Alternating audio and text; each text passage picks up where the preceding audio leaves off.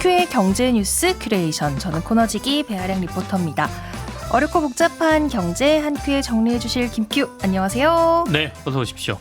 오늘 어떤 얘기 물어보실 겁니까? 오늘은 정해져 있어요. 이거 제 얘기이기도 한데 네네. 어제 대출 규제 정책이 나왔습니다. 당장 오늘부터, 그러니까 6월 28일부터 시행하겠다고 어제 발표를 했는데, 사실 저도 여기에 해당이 되는 사람이라서 오늘 뜨겁게 얼마 전에 계약하셨죠? 제가 이번 주 화요일에 계약을 하고 이제 대출을 알아보던 시점에 이 규제 정책이 나와서 제가 네.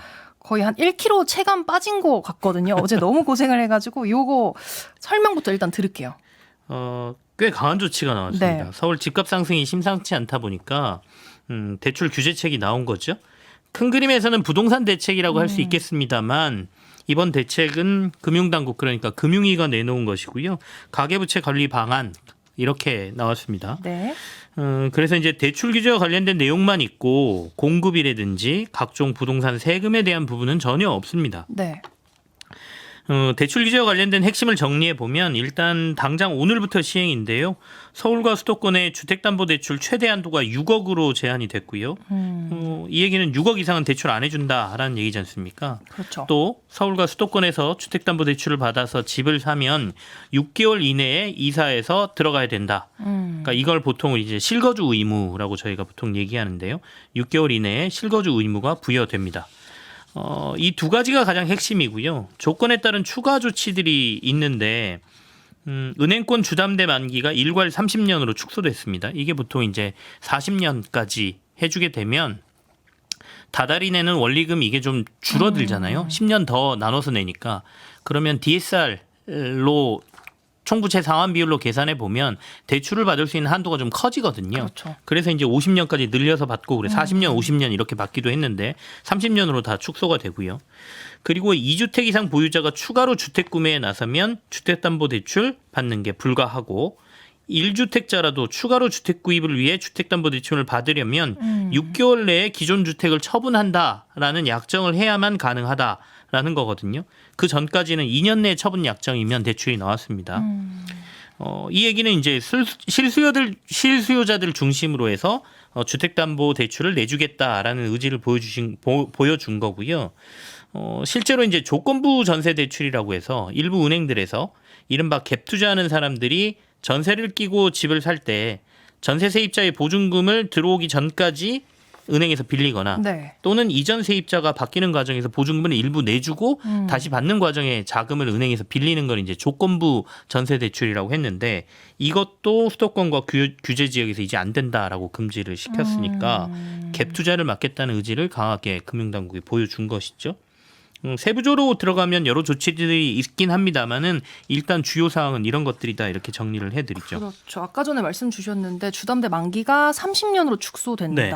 사실 저는 그 전에 알아볼 때는 만 34세 이하는 50년까지 지금 가능히 했거든요. 네네. 그래서 저는 이제 50년, 82세까지 갚을 생각을 하고 있었는데 30년으로 축소가 되면 다달이 62세까지. 이제 그죠. 그죠. 다달이 계산을 해보니까 한 60만 원 정도 차이가 나더라고요. 상환액이. 그래서 저는 큰일 났다 이렇게 생각을 했는데 언론들은 이거 초강수 대책이다라고 평가를 하고 있더라고요. 센 대책이 맞습니다. 이미 대출은 총부채 원리금 상환 비율이라 그래서 DSR로 규제를 하고 있었고요. 네. 그러니까 DSR이라는 게 내가 빌린 돈, 뭐 이자와 원금 갚는 거 다달이 나가는 거하고 내 소득하고 이렇게 비교를 해서 일정 비율을 못 넘게 하는 거였잖아요. 이게 이제 40%로 지금 규제를 받고 있거든요. 네. 여기에다가 다들 아시는 것처럼 7월부터는 스트레스 DSR이라고 그래서 이거 3단계 시행도 예정돼 있었어요. 그렇죠. 요 스트레스 DSR이라는 거는 앞으로 금리의 변동성까지 감안해서 금리를 조금 높여서 요걸로 계산하면 DSR로 규제하면 받을 수 있는 금액 자체가 그 대출 한도가 좀 떨어지거든요. 그러니까 요걸로 규제를 하고 있는 상황에서 지금 아예 주택담보대출은 최대 수도권하고 서울에선 6억까지만 가능해라고 아예 한도를 정해버렸지 않습니까? 그러니까 일종의 이제 삼중 규제가 시행되는 거기 때문에 강한 규제라고 볼 수 있고요. 이전에 일부 투기과열 지구에 15억 이상 하는 아파트에 대출 규제가 시행된 적은 있어요. 그렇지만 수도권 전반에 아예 대출 금액 상한선을 정해서 주택담보대출을 규제한 적은 없기 때문에 이건 뭐 강한 규제죠. 근데 이렇게 강한 규제를 내놓은 걸 반대로 생각해 보면 그만큼 서울 아파트값 상승하고 대출 증가 속도가 최근에 너무 빨라졌다라는 위기감이 당국하고 정부에 있었다는 거잖아요. 데이터를 보면 실제 강남 3구 중심으로 상승이 나오던 아파트값 상승이 이른바 마용성 지구, 그다음에 서울 전역으로 좀 퍼지는 듯한 모습을 좀 보여줬거든요. 6월 셋째 주 기준으로 서울 아파트 가격이 0.43% 주간 상승률이 나왔습니다. 이거 한국부동산원 자료인데요. 2018년 9월에 0.45% 주간 상승 이후에 가장 높은 상승률 나왔고요. 이게 21주 연속 지금 서울 아파트 가격이 상승한 그렇더라고요. 거니까 이 상승세가 계속되면서 커지고 있다. 이게 불안했던 거고. 그리고 2018년 9월이라고 하면 이른바 패닉 바잉이라고 불리기 시작한 그 사태가 조금씩 나오기 시작한 때거든요. 네. 그러니까 이게 계속되면 자칫 잘못하면 시장이 이런 신호를 주겠구나라고 당국은 본 것 같고, 그리고 대출 규모도 보면 올해 가계 대출이 3월 달에 1조 7천억 원 증가했고요.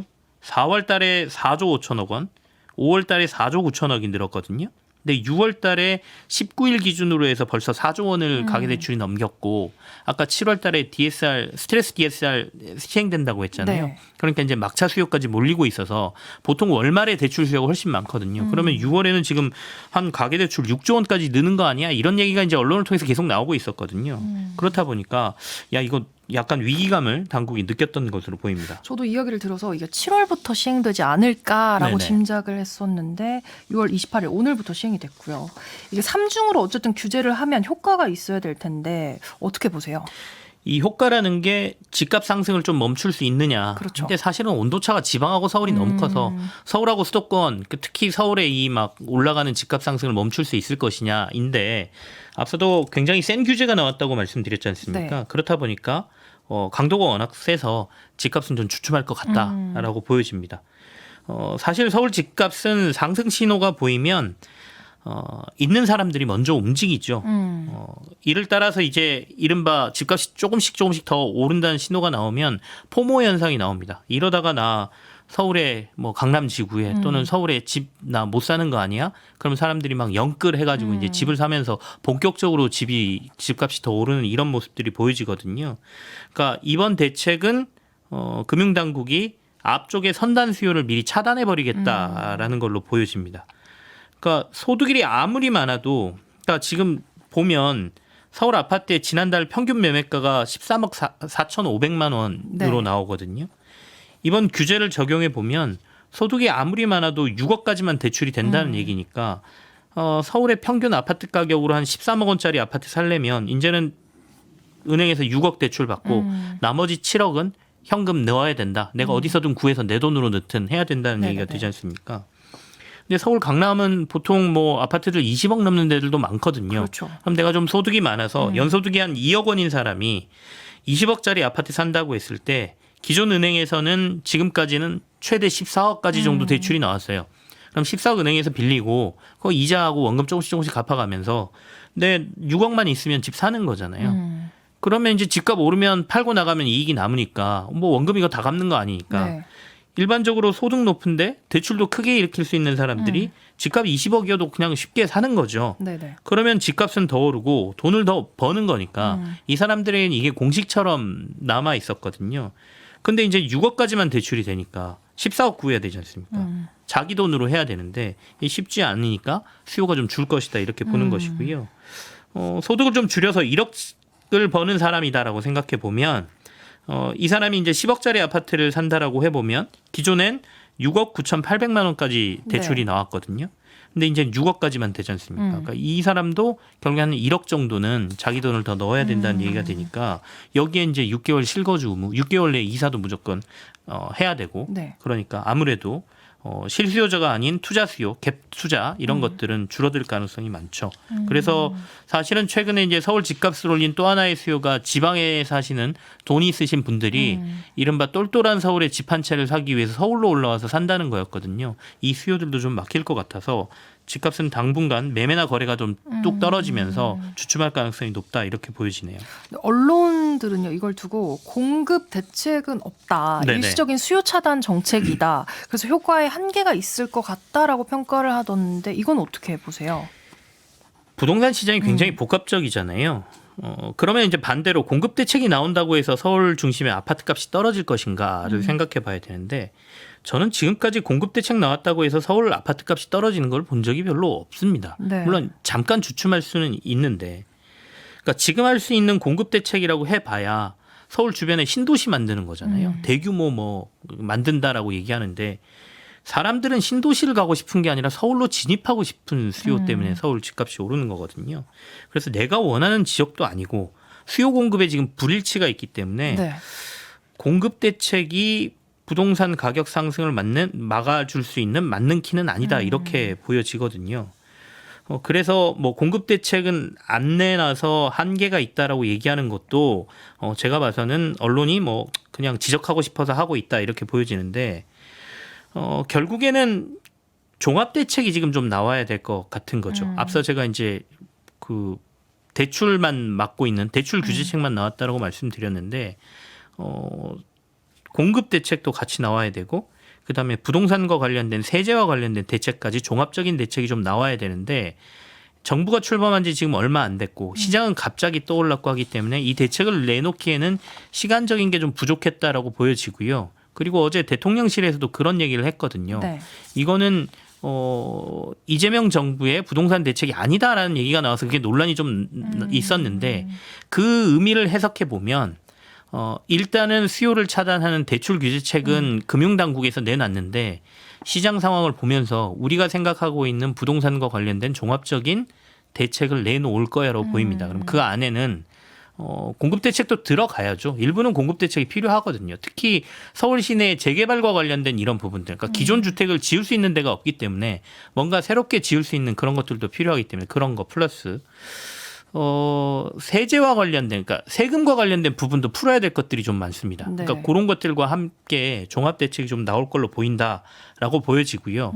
그런 대책들을 통해서 아까 말한 포모 수요를 줄이고 그다음에 집을 내가 사는 곳이 아니라 그냥 투자해서 돈을 버는 수단으로 생각하는 수요도 좀 줄여놔야 네네. 결국엔 시장이 좀 안정되지 않을까라고 보여지는데 그거는 정말 어려운 일이어서 우리나라에서 부동산 하면 일단은 사서 차익을 보는 거에 대한 기대감이 워낙 큰 상황이어서 어떻게 될지 정부가 이제 종합적인 대책을 내놓으면 그때 한 번 더 평가해 볼 수 있는 기회가 있을 것 같습니다. 그러게요. 저도 일단 어제 날짜로 대출을 신청해 놨는데 어떻게 될지 기존 좀- 계약자들은 사실 네. 영향을 안 받는다고 해서 좀 지켜보셔야 될 것 같기는 한데 네. 그런 고민들을 하시는 분들이 생각보다 많으실 거예요. 지금 계약하신 분들도 꽤 있어서. 은행에서도 아직까지는 정확하게 답변을 줄 수 없다고 하더라고요. 네네.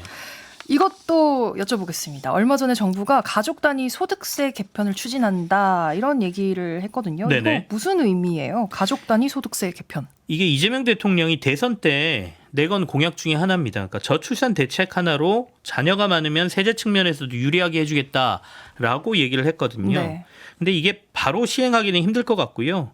기재부가 이제 국정기획위에 이 사안에 대해서 보고를 했다라고 하고 국정기획위 쪽에서 중장기 과제로 TF를 구성해서 추진하겠다라는 얘기가 나왔거든요. 네. 근데 이제 핵심은 두 가지 정도로 얘기가 됩니다. 하나는 미국식, 그다음에 또 하나는 프랑스식 이렇게 얘기를 하는데 미국식은 보통 부부 단위 과세라고 얘기하고요. 네. 프랑스식은 가족 단위 과세라고 얘기를 하는데 현재 우리나라는 개인 단위 과세 체계를 소득세가 가지고 있거든요. 그러니까 이 프랑스식으로 할 것이냐, 미국식으로 할 것이냐 뭐 이런 얘기들이 지금 오가고 있는 것이죠. 미국식, 프랑스식, 한국식 뭐가 어떻게 다른 거예요? 우리는 지금 소득세를 네. 낼 때 부부든 가족이든 상관없이 내 개인이 얼마를 버느냐에 따라서 이 과표 체계를 네. 가지고 소득세율을 결정을 하거든요. 물론 나중에 이제 소득공제라든지 이런 데에서 뭐 그 인적공제 등으로 조금 제외해주긴 합니다만 그래도 어쨌든 소득세는 개인의 지출, 그러니까 개인의 소득을 기준으로 합니다.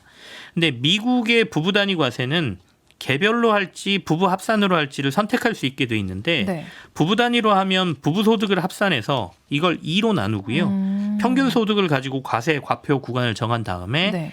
요걸 다시 세금을 계산해서 곱하기 2를 해서 내는 이런 방식이거든요. 그러면 부부 한쪽 소득이 굉장히 크고 차이가 많이 나면 합산해서 나누게 되면 이 과표 구간이 떨어지잖아요. 그러네요. 그러면 이른바 누진세를 좀 피할 수 있게 되거든요. 그래서 외벌이라든지 한쪽이 소득이 엄청 많은 경우에는 부부 합산 과세가 유리한 것이죠.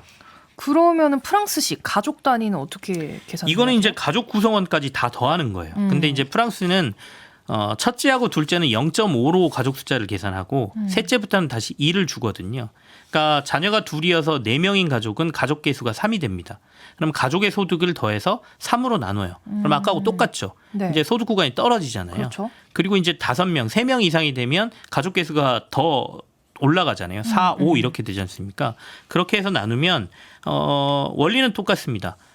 소득 구간이 떨어지기 때문에 결국에는 과표 구간이 떨어져서 세금을 내는 게 누진세의 영향을 덜 받는다라는 것이고요. 이렇게 된다라고 하면 우리나라에서도 조금 저출산이나 이런 데 대책이 되지 않겠느냐.